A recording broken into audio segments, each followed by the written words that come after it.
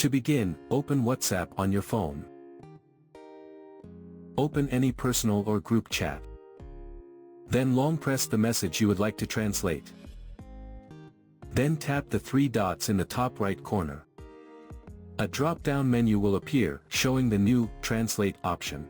If you don't see it, make sure your WhatsApp app is updated. Now tap on it. Another menu will slide up from the bottom.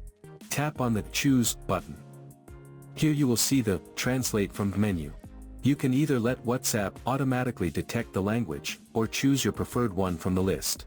If it's your first time using it, tap the download icon next to the language to install the language pack. Once it's downloaded, tap Continue. If you want all messages in this chat to be translated, simply toggle the slider on. Finally, tap the Translate button to complete the process. WhatsApp will then translate the selected message into your chosen language.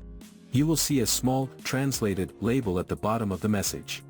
If you long press the translated message and tap the three dots in the top right corner, you will see options to View Translation or Remove Translation. If you tap Remove Translation, the message will revert to its original language.